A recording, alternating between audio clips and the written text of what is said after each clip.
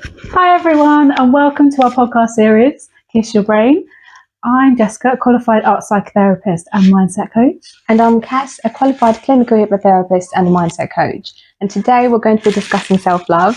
So, Jessica, what does self-love mean to you? Good question. To me, self-love is, I think, about being really comfortable in yourself, knowing your self-worth, having boundaries. It's kind of like knowing I'm going to be okay no matter what's going on around me. Yes. And, other people's experiences of me or perceptions aren't going to hinder who I am. I'm kind of strong in myself of knowing who I am as a person. Yeah. What about you? Very similar. And again, for me, it means, being comfortable with who I am as a person and knowing that I am worthy, I am deserving of all the things that I want in my life, and just practicing putting myself first, putting myself in situations that are good for me without self-sabotaging. So that's what self-love means to me, really. So for both of us, it's about our worth, isn't it? Yes. Knowing our own worth and value. Exactly. And kind of putting ourselves first. Yeah. Which we can understand might sound a bit strange to people in terms of putting yourself first. And I wonder if we could talk about that in a bit more detail, because for me that means prioritizing my needs first. So being aware of, and that doesn't mean being selfish, because it can sound quite selfish, can't it? But saying, okay, I know that I need this amount of sleep to be able to show up for my best self for others as well. So prioritizing my sleep. I know that eating well makes me feel good. Doing some exercise. And for me, those are forms of self-love. They are, absolutely. And I think when people talk about self-love, sometimes they might take that in a different way. So the examples that you've given are clear examples of self-love. But when, for example, you self-indulge, when you overeat, for example, or even over-exercising, those aren't forms of self-love, because you're not being kind to yourself. You're putting your body through essential stress. So everything in moderation, really. And that's a form of self-love, because you're giving yourself what you need, and in healthy bites as well. It's kind of like forcing it upon yourself. And I suppose exactly, as women, we don't maybe want to, there can be forms of discipline, but we don't want to kind of push ourselves in a way of, you must do this, otherwise you're not worthy or you're not good enough. Exactly. Yeah. So what would you describe isn't self-love? Okay, so what self-love isn't is, say for example, if you are in a relationship and your partner has all these plans and you don't really feel that you've got an input in any of the plans, and you find yourself just following what your partner's doing, for example, and you then find yourself in a situation where you've kind of lost yourself or stopped doing the things that you once enjoyed and do things that somebody else enjoys. So that's not a form of self-love. I think it's great to have experiences doing other things, but I think it's really healthy to have healthy boundaries, to put things in place and experience new things, but at the same time also do things that really mean healthy, that are really good for you to experience. And even spending time in solitude is a really good way and form of self-love, because that gives you the opportunity to discover what it is that you really want and the kind of person that you are. What is it that makes you happy? What is it that doesn't make you happy? And spending time with yourself is a great way to start your self-love journey, because that's when you can discover what it is that you actually want in your life, whether that's good health, wealth, or happiness. That's it. Starts with that conversation with yourself. And that makes me think a bit about like connecting with your intuition, like taking the time out. And when we say solitude, we don't mean weeks on end. Exactly. Isolating yourself from everyone. But it could even be just 5 minutes in the day, being in a still room. I remember reading this in a book where it said giving yourself 5 minutes to just check in with yourself. You can meditate, you can deep breathe, but you don't have to. And just check in, see where you're at, what do you need, and the kind of answers will come up for you. Absolutely. You know the answers internally, rather than go, busy on the go. Yeah, seeking external solutions.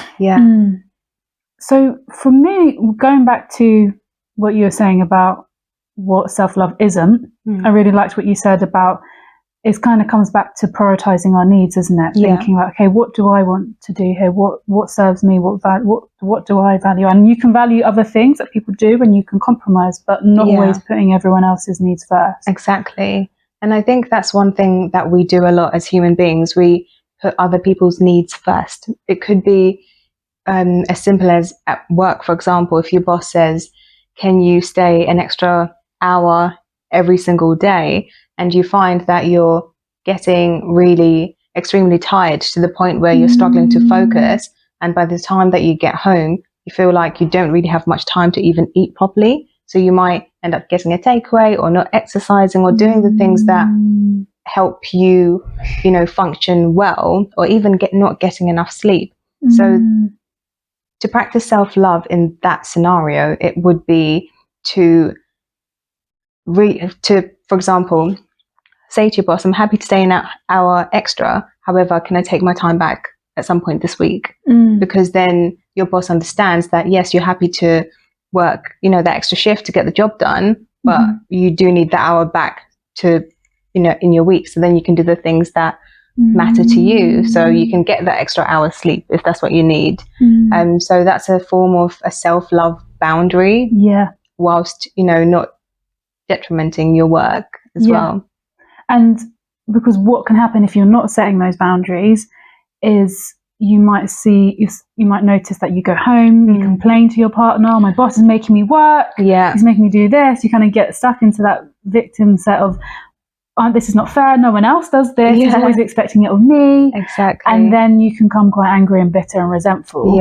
Whereas if you kind of negotiate, and we're not saying this is always easy, there might be a bit of resistance from the boss or something, but saying, actually, I'm happy to do this, but there needs to be some kind of compromise. Absolutely. And long term, that's more value to you, doesn't it, than just kind of going along with what everyone wants all the time. Exactly, because the one thing is, if you always say yes, that's going to become a pattern and a habit, and it's going to end up becoming eventually expected. You're going to be known as someone who always says yes and who never says no. So when you change the narrative, that's when, the energy behind it changes. You will be known as someone who's happy to do the work, but who actually needs to take that time back because they have other things that they need to do in their time. I think especially, working in London, you can find yourself that you are working over 50 hours a week and not getting any of that time back. And that's the culture. And, it's the norm. And sometimes I think a lot of people may feel that if they don't become part of that culture, they might not fit in. And that's something that I myself struggled with for such a long time. But I had to set those healthy boundaries in place. I think it's really good. Like I try to be really strict on when I leave work. Unless I have something that has a deadline for or I need to, I'll often try and always finish on time because no one's paying me more money. Exactly. And it's kind of a form of self-respect, isn't it? It's true. It's saying, I respect myself, I respect you.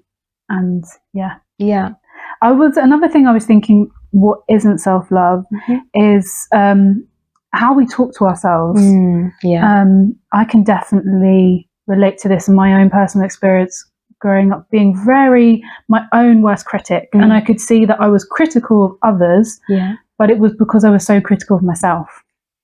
And my own inner voice I wasn't very kind to myself. And as I've grown and developed and worked with myself, I've realized the way I talked to myself in the past wasn't very kind and wasn't very loving at all. And I think that's a huge part of self-love. How you speak to yourself and how you show up for yourself. I completely agree. And there's this saying that, if how you speak to yourself, would you speak like that to a child? And obviously the answer would be no. You wouldn't say unkind things to a child. It's the exact same thing for you. If you say kind words to yourself, that encourages you, and those words that you say to yourself mean more than anybody else's words. And when you learn to silence that inner voice, that inner critic, then that's when you can actually start to make more healthier changes, because you're starting to love yourself and be kind to yourself, and even forgiving yourself as well. That links into forgiving yourself, doesn't it? Yeah, because, and this might feel quite strange for people who you're just maybe becoming aware of your inner critic, because if it's been on autopilot, it's been in your normal, subconscious mind, forever, you're just like, this is my default. I don't know anything different. So I think it links into kind of words of affirmation. You could try out mirror work as well. Mirror work is where you talk to yourself in the mirror. You could do it whilst you're brushing your teeth or getting your hair, doing your hair in the morning. But it can feel quite unfamiliar. It can feel quite cringing. It can feel quite forced initially, or fake, can't it? Even uncomfortable. Yeah, it can feel really uncomfortable. You can get this feeling of, this just doesn't feel right. It might make you feel quite emotional as well, acknowledging that you haven't spoken to yourself like that before. What do you think can help people to kind of continue when they're having those feelings coming up, or that resistance? I think, so I would generally say affirmations.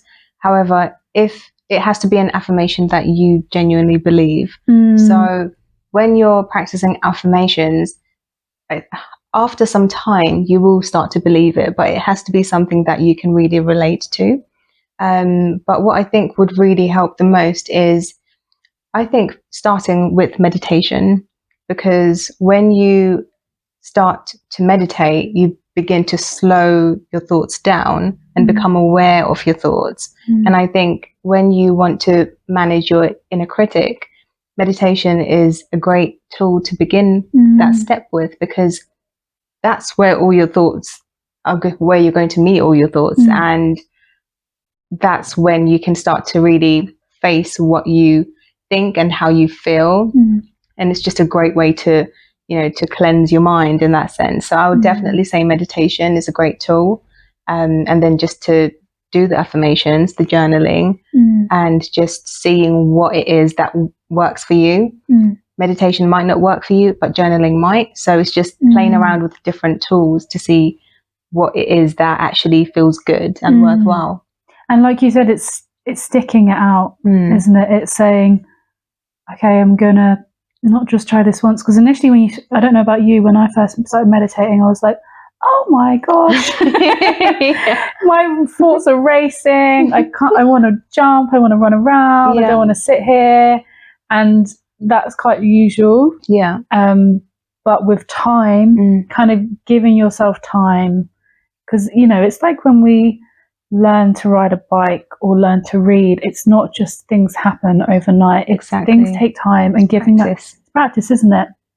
And meditating can really help, like you said, slow things down, quieten the mind a bit, to give space. Yeah, absolutely. And just put things into perspective. I think it's really good. And meditation is a journey. It's not a destination. So you might feel that you can meditate for 5 minutes, but not 15 minutes. And that's okay. But I think it's really important that everyone is different and everyone's journey is different. So it's all about, again, being patient with yourself as well. Sometimes I've been meditating for over 3 years now. And even sometimes when I'm trying to get in that space, it can feel a bit difficult depending on, how I'm feeling. But after a while, I managed to ease myself into it. And there's different forms of meditation as well. You sent me a really good one a couple of weeks ago. There's guided meditation, or you can just meditate, just focusing on your breath and your thoughts. But guided meditation would be a great one to start with as well. And there's even things like walking meditation. Yeah, exactly. Visualization. There's so much out there to suit your needs, isn't it? Just being explorative and finding what suits you. Yeah. So how I'm intrigued to have a think about how we could help people finding what affirmations to use, because I think that's quite, like you said, personal to the person. And you were talking a bit about having the belief behind the affirmation, which I think initially, if you're saying to yourself, I'm beautiful, but you don't feel it, that's quite hard, isn't it? So making it quite personal to you, but also sticking it out. And also, I think what can be really helpful as well is starting to notice things that you like about other people. So complimenting others. Because then you'll start to and be open to receiving from others as well.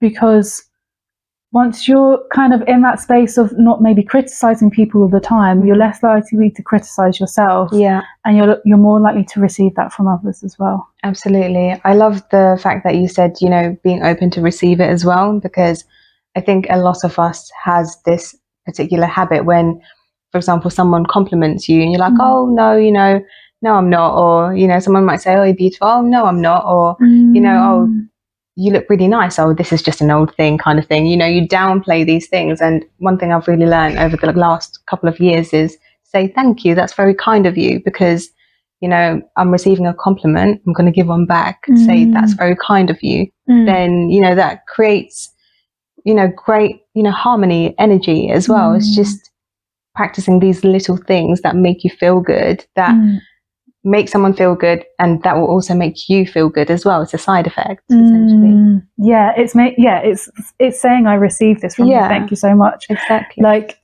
what you said about you know, oh, this old thing. And then you think about maybe like before people were like, oh, I really like your haircut. It looks really nice. And I'd be like, oh, it's because I washed it. It's like, well, that is the case. But it's like, I could actually just turn around, oh, thank you. That's really sweet of you. That's really kind. Just allowing yourself to receive that. And I think that comes with self-love, doesn't it? Absolutely. Being able to, just having a bit of a think about self-sabotage. So kind of sticking in habitual ways of being or patterns that aren't compassionate to yourself or others. So that could be in relationships, having an expectation of someone having to show up a certain way for you when you're not even doing that for yourself. I was watching a video this morning, and this woman said, why did you stay in this relationship? And it was a relationship she didn't want to be in for a long time. And she said, because I didn't want to be alone. And the woman said, well, how can you expect someone to be with you if you can't even be with yourself? I was like, oh my gosh, that literally reminds me of, have you ever watched Enchanted? You know, the Disney film? No. Okay, so this is a great film. I watched it when I was about 13, so a long time ago. And there's this line in Enchanted, and it says, this man says, oh, I love you so much, you know, this character. And then she turned around and said, how can I love a man who doesn't even love himself? And I think that was the first time for me I really asked myself, do I love myself in that moment? Because it's true. How can you expect someone to do something for you if you won't even do that yourself? You know, and I think it's really unkind to have these wild expectations on other people when we're actually not doing the things ourselves. So it all has to start, you know, from us, from within. It's like people say that when you are looking for your ideal partner, you need to become that person. So then that's your perfect match, essentially. You can't find your perfect match if that's not who you are as well.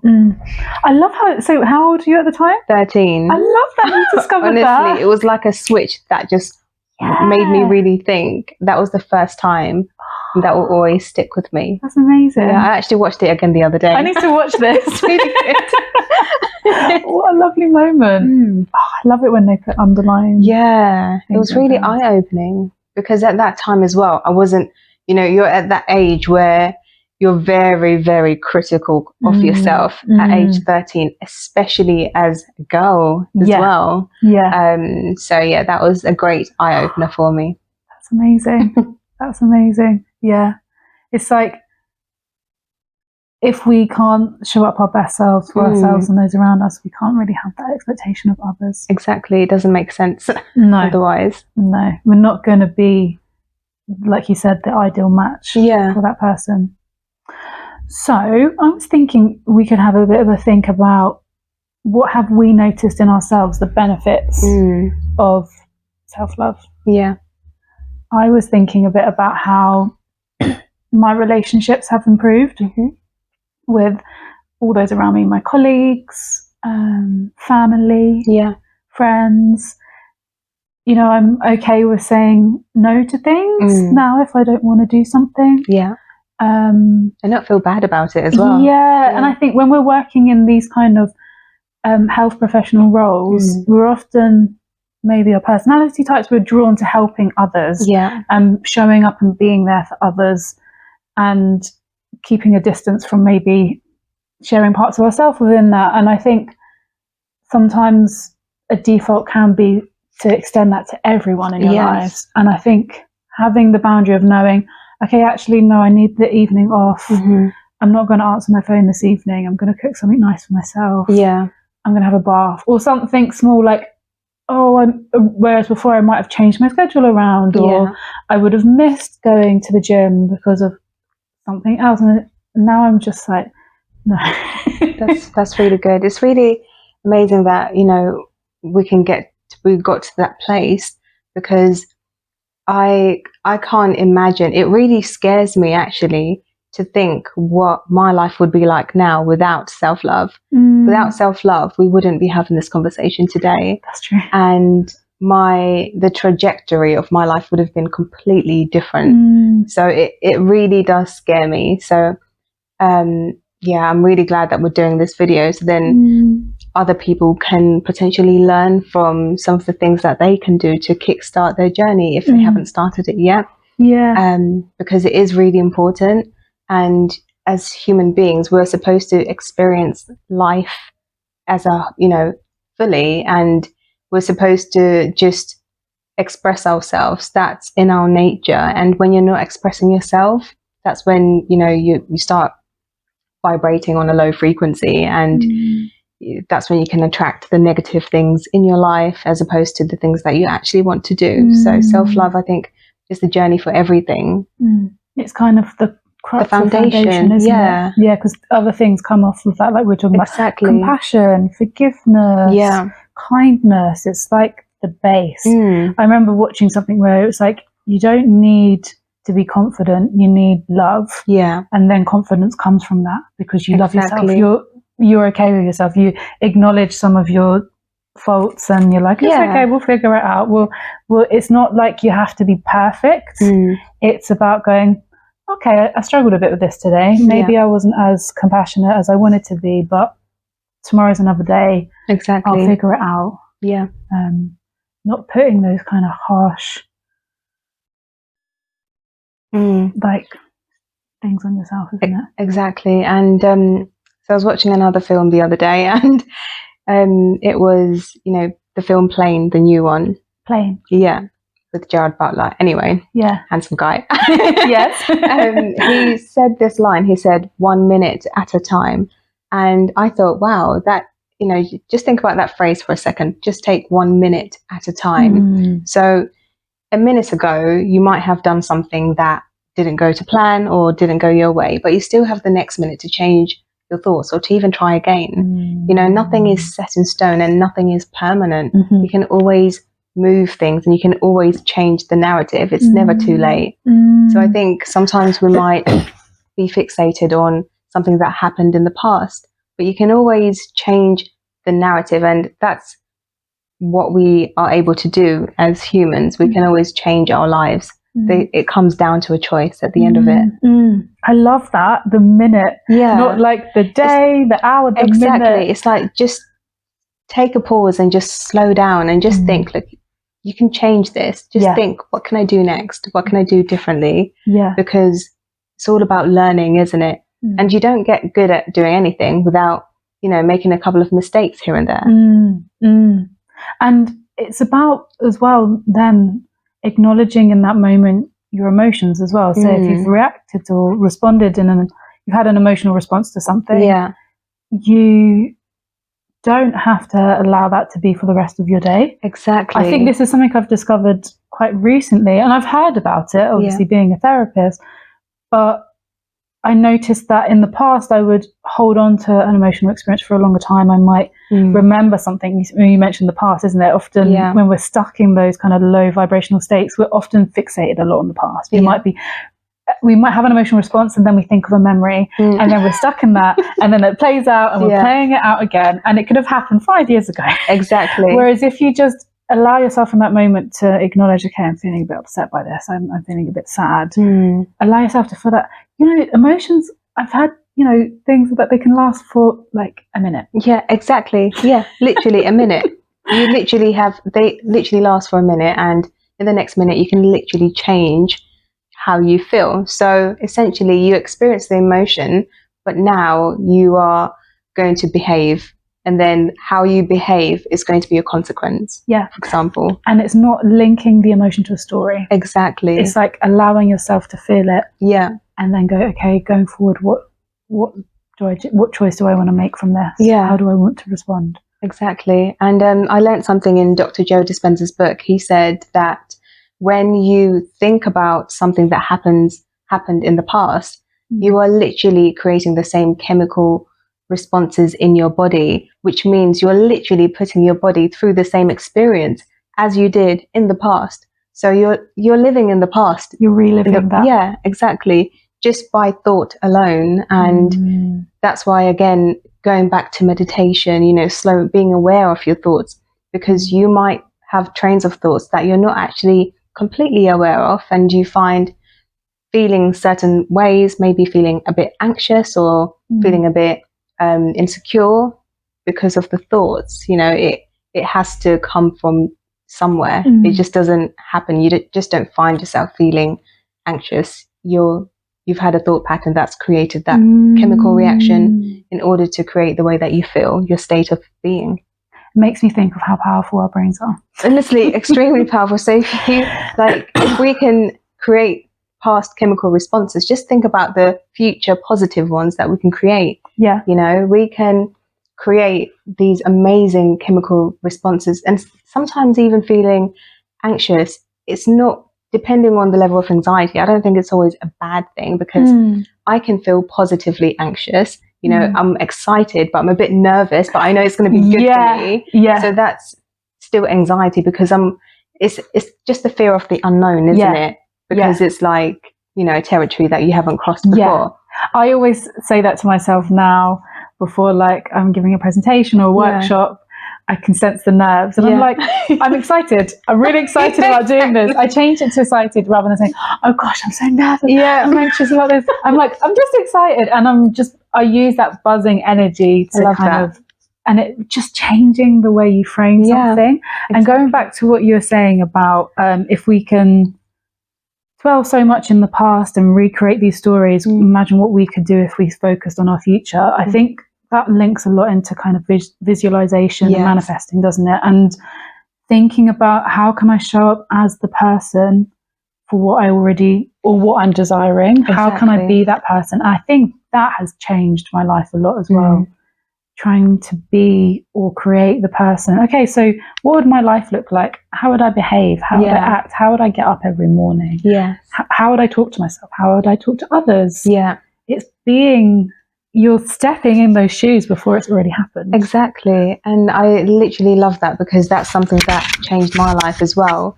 It's, thinking about, what would she do in the future self? Would she, stay in bed until 12 noon every day? No, she wouldn't. She'd be up doing X, Y, and Z.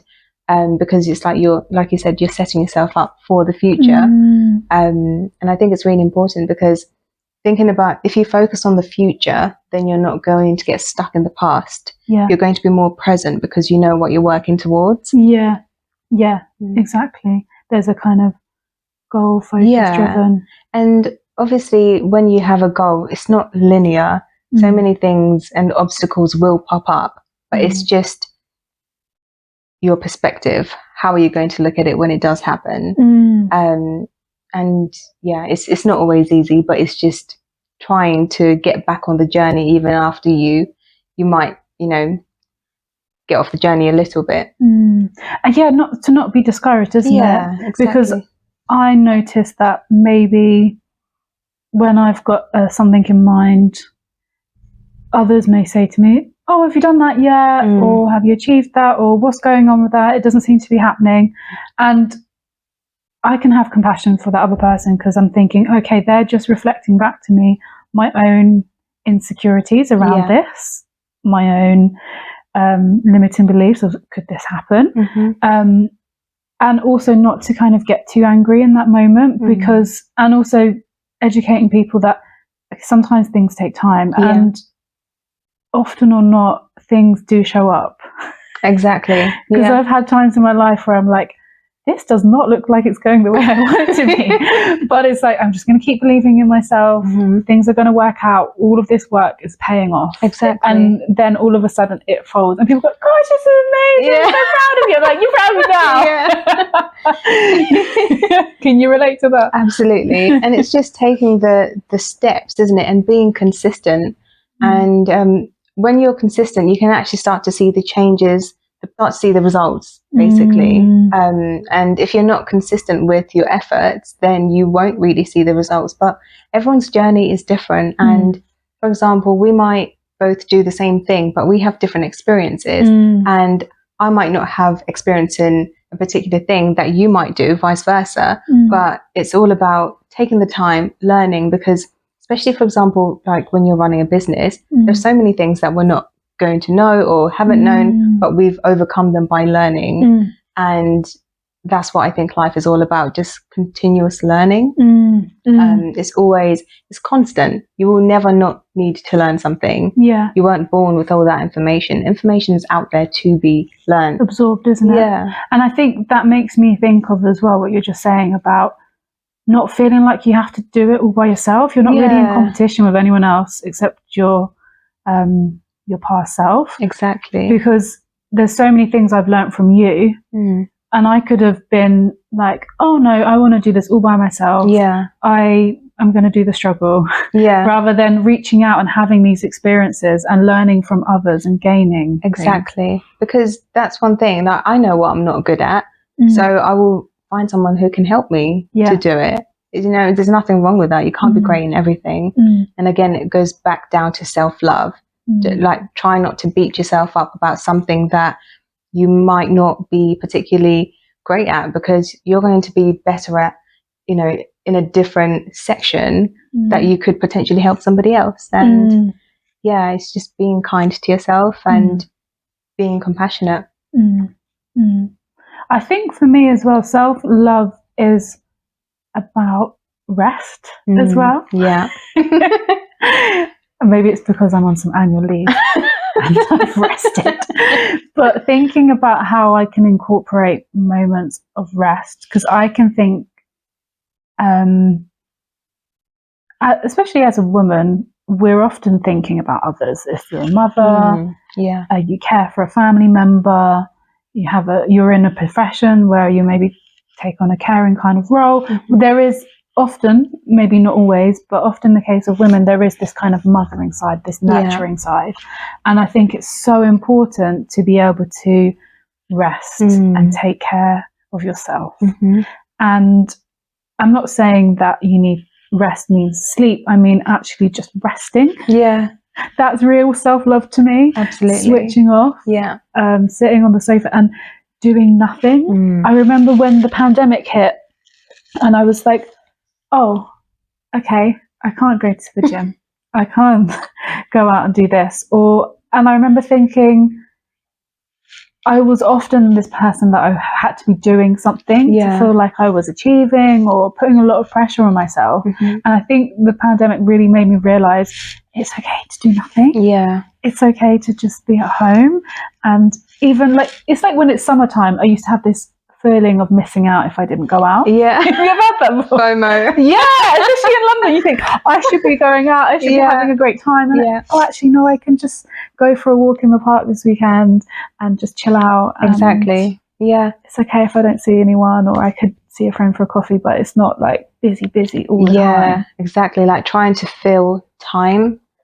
And again, it goes back to, you know, spending time in solitude by resting, having those moments to yourself to allow you just to be, you know, without communicating with the outside world for too long, just to allow yourself, just to give yourself a moment, just to check in with yourself. Like I have this, I always say sometimes when someone says to me, oh, what are you up to today? I'll say I'm catching up with myself.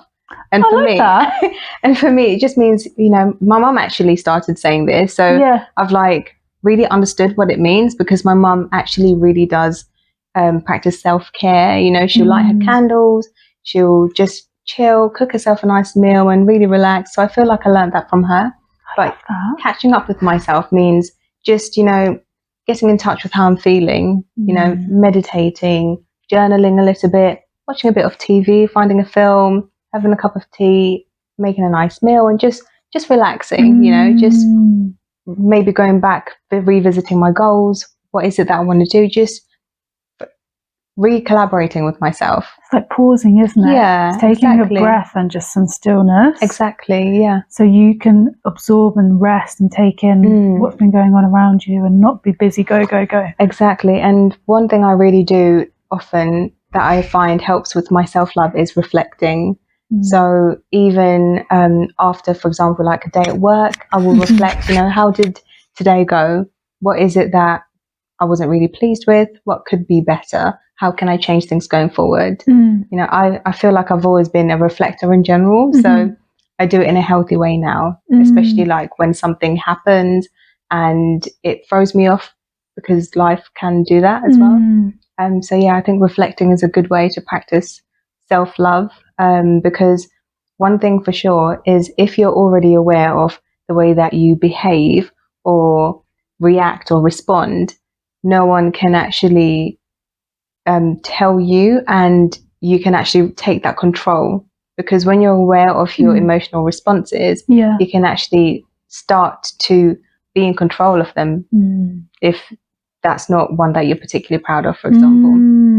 And also I like the fact that you're taking a moment to reflect, and you can sit there and reflect on the kind of good things that are happening, isn't it? Like, what went really well today? What did I like about today? How can I create more of that in my life? Oh yeah, it was that conversation I had with so-and-so, and it's because we connected on this, or exactly. Just going back to the benefits, I think give yourself time, but you'll notice a huge amount of benefits. I think, like, your mood will be better. Yes. You'll glow differently.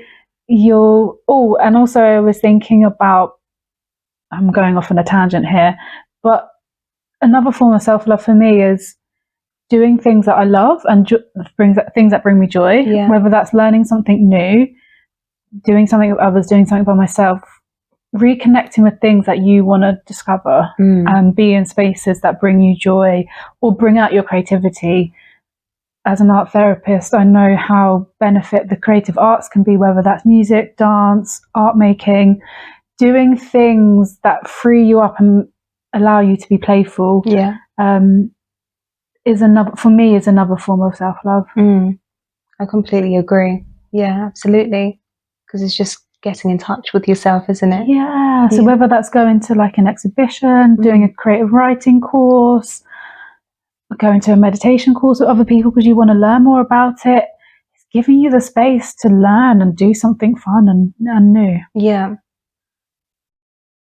Love that. Yeah. Because, you know, if you're having the same experiences every day, you're going to work, you're having the same routine, that's okay. But I think it's good to switch it up as well, isn't it? Exactly. Because I think as well, we all have a set of patterns. And if you have the same pattern, then nothing is really changing apart from, you know, you're just getting older and time is passing. A nice way to put it. Maybe let's cut that. No, I liked it. It's true, because time is of the essence. Yeah. And it is all about how you spend your time. Yeah. Because I'm not going to lie to you, in the last, I would say 8 years, some of that time I have no idea how I spent it, because it wasn't focused on the healthy things. I was not in the space of focusing on my future. So when you're just moving through life haphazardly, then before you know it, you're going to think, oh, where did all that time go? You're kind of numb to everything around you. A lot of people that don't look forward to the future, and that's okay. Some people are just really content with the same patterns that they have in their lives, and that's fine. But those are the people that say, oh, I miss, back in school, I miss when we used to go out, I miss this. It's because they are so stuck in the past. They're not looking forward to the future. They're still pining about, things that they used to do back then. What about what's happening over here? Yeah. It's just, you're going to be stuck in the past, and that's not a way to live, really. Yeah. That can, again, it's not a form of self-love, because you're supposed to be growing and doing things that make you feel good. You can still feel good about thinking about the past, but you're never going to go back in that space. Yeah, it's done. Yeah, it's done. Yeah. It's finished. So should we kind of round it up here, do you think? Yeah. What would be, do you have any final kind of words or thoughts to? Yes, I would say practicing self-hypnosis is a great way to start self-love. Self-hypnosis is a form of meditation that I would say. So it's, again, just with self-hypnosis, you can also use affirmations. So you can actually say an affirmation, for example, I am worthy, I am worthy, I am worthy. If you repeat that a few times when you're sitting down with your eyes closed, in a relaxed state, just give yourself 5 minutes in the morning or before you go to sleep at night, and you will see it will start to shift your perspective a little bit. You maybe start making different choices, or the words might actually start to make you feel a bit better about yourself. And all these little things, they really do matter, because everyone is worthy and everyone does matter. So I would give self-hypnosis a go, for sure. That's a really nice one. Do you have any examples of that on your social media? I do, yes, on Instagram and on TikTok as well. Oh, amazing. Yeah. I really like that one. How about you? I would say, if this feels really unfamiliar to you and quite overwhelming and scary, don't be afraid to research, having a coach or a therapist to help you. So if you, especially therapy, if you feel like this is just not attainable for you right now, and you feel like you're really stuck in an overly emotionally overwhelmed state, and you've got some quite tricky, you're really struggling with boundaries, I would say start with some therapy first if you've never had any therapy. Also coaching. I know both of us offer coaching as well. I think coaches are great at helping you see patterns that you're repeating and how to shift them, and getting you to kind of really start to connect with your intuition and seeing things differently. I would say give yourself time and just be playful and explorative. Just give things a go. Like, what's the worst thing could happen if you said an affirmation to yourself? Exactly. If you're saying to yourself every day a positive one. Exactly. And what's the worst that could happen? And if you've got kids, try it out with your kids, because often if we're trying it out with other people can be really nice, or finding a friend that is interested in these kind of things, so you can have those kind of conversations together. It's okay to explore it all by yourself, and I think initially it's good to do that, but don't be afraid to reach out and find other people that are interested in similar things. So comment below, let us know what you think about self-love. What have you found helpful? Have you got any tips for us? What kind of things do you do that help you feel attuned and in love with yourself? And what kind of things are you wanting to create? What things are you wanting to work on? We'd love to hear a bit more from you. Absolutely. And let us know what you've taken away from this video as well. It'd be really great to hear your experiences, and to keep us on track to know what we should do next. We'd really like to know what other topics you'd like us to talk about. And this is a continuation of our podcast, and we look forward to hearing from you. Thank you for watching. Thanks.